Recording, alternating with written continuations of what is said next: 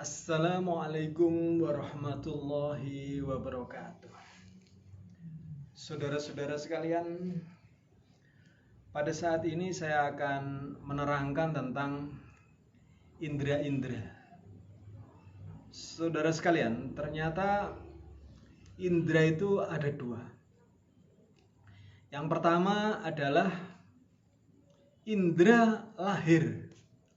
Indera lahir itu adalah pendengaran kita, penglihatan kita, pengecap kita, indera penciuman kita, indera perasa kita. Ini indera yang lahir, yang biasa-biasa saja. Jadi mata ini hanya melihat hal-hal yang dilihat oleh lahir. Nah, kemudian telinga pun juga hanya mendengar hal-hal yang terdengar oleh lahir. Nah, biasanya indera lahir ini tadi, indera dhohir ini tadi, seiring dengan masa tua itu makin lama akan makin berkurang. Ternyata makin berkurangnya itu adalah karena nutrisi yang masuk ke dalam tubuh kita yang dibutuhkan oleh indera-indera itu ternyata kurang.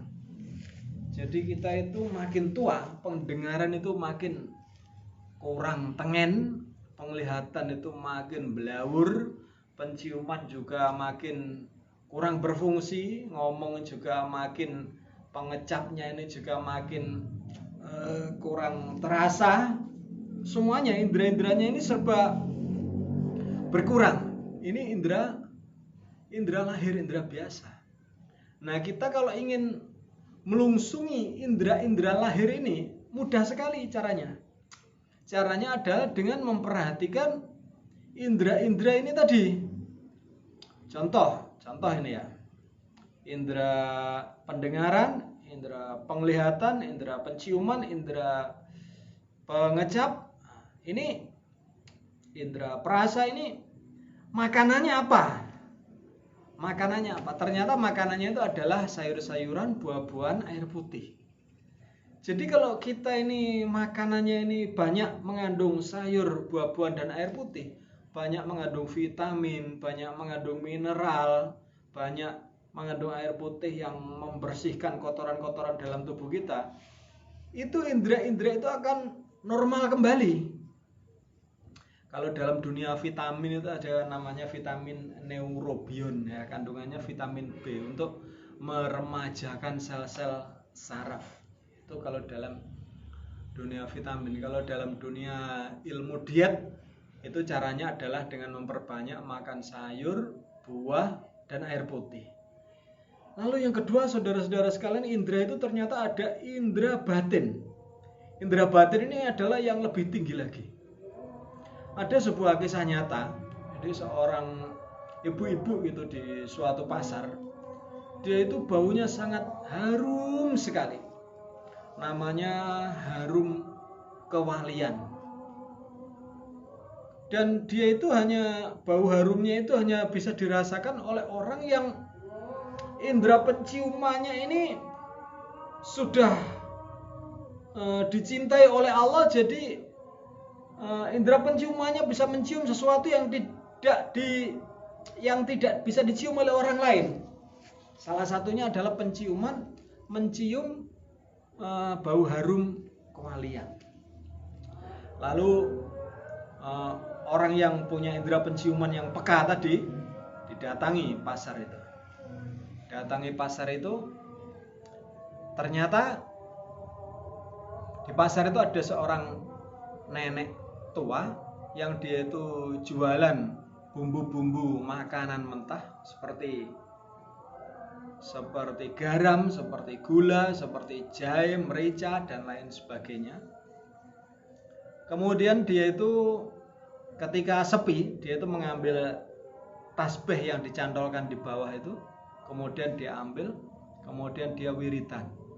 Dia wiritan itu membaca sholawat. Allahumma sholli ala Muhammad wa ala ali Muhammad. Allahumma sholli ala Muhammad wa ala Muhammad. Dia tidak tahu bahwa wiritannya itu ternyata memunculkan bau harum kewalian itu, dan yang bisa dicium oleh orang yang punya indera yang kuat tadi. Kemudian saudara-saudara sekalian, ada juga indera yang lain, yaitu indera penglihatan. Jadi penglihatan kita itu bisa peka, bisa melihat hal-hal yang tidak bisa dilihat oleh orang lain. Contohnya, ada orang itu yang pakaiannya itu sangat baik, kemudian dia juga pakai wangi-wangian, rambutnya ditata rapi. Tapi setelah dia dilihat oleh orang yang punya mata batin yang kuat, ternyata wajahnya itu hancur. Kenapa? Ternyata dia itu punya dua sifat. Jadi kalau di hadapan orang itu dia berlaku seolah-olah dia orang baik, tapi kalau di belakang orang dia berlaku sebaliknya dari itu. Ternyata dia punya sifat dengan mata batin. Kemudian contoh lagi, ada sebuah mobil, dia itu berjalan, ya mobil biasa.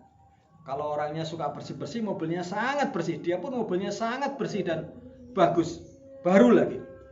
Lalu ketika dia melewati, waktu itu saya sendiri. Waktu itu saya lihat dari spion, mobilnya bagus melewati samping saya, kemudian tercium bau seperti seolah-olah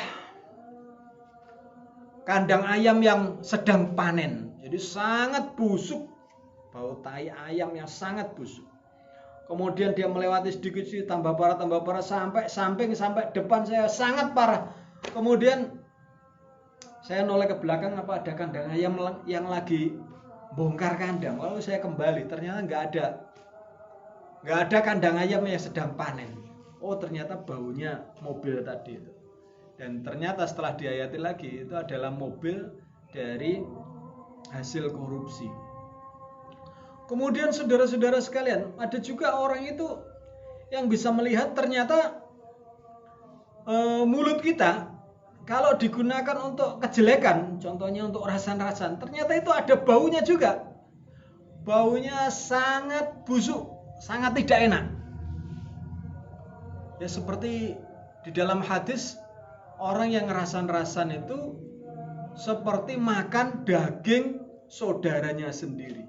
Jadi dia itu makan daging yang tidak halal. Jadi mulutnya ini sangat busuk. Itu adalah beberapa indera batin. Indera batin ini bisa kita latih dengan cara meningkatkan spiritual, meningkatkan ibadah. Jadi bagaimana caranya kita ini beribadah, bukan hanya lahir kita yang beribadah, tapi juga batin kita. Nah, kalau kita bisa beribadah dengan lahir dan batin, itu namanya spiritualnya itu naik. Nah, kalau spiritualnya itu naik, maka Allah akan memberikan semua organ-organ di dalam tubuh kita ini dalam sisi batinnya itu juga meningkat. Jadi otaknya itu bisa jenius. Jadi pendengarannya bisa mendengar hal-hal yang tidak didengar oleh orang lain. Seperti dulu Nabi Daud bisa mendengar batu itu minta tolong, wahai Nabi Daud, pakailah aku untuk membunuh Raja Jalut. Ada 3 batu itu yang bisa ngomong. Lalu batu itu diambil oleh Nabi Daud untuk melintang Raja Jalut. Akhirnya Raja Jalut meninggal. Jadi itu beberapa contoh bahwa ternyata indera kita ini bisa kita tingkatkan kemampuannya secara lahir dan batin ya. Kalau secara lahir ya tadi dengan memperbanyak sayur, buah dan air putih, istirahat cukup, pikiran plong, damai. Lalu kalau secara batin ya kita meningkatkan spiritual, meningkatkan kualitas ibadah kita kepada Allah, disiplinnya, khusyuknya, ikhlasnya, mencari ridho Allahnya. Kemudian ditingkatkan pula beribadah itu bukan hanya di masjid, di musola, tapi juga dalam perilaku keseharian agar itu menjadi ibadah lahir dan batin. Demikian sedikit penjelasan dari saya. Mudah-mudahan Allah memberi barokah. Kalau ada kata yang kurang berkenan, mohon maaf yang sebesar-besarnya. Dari saya cukup sekian. Wassalamualaikum warahmatullahi wabarakatuh.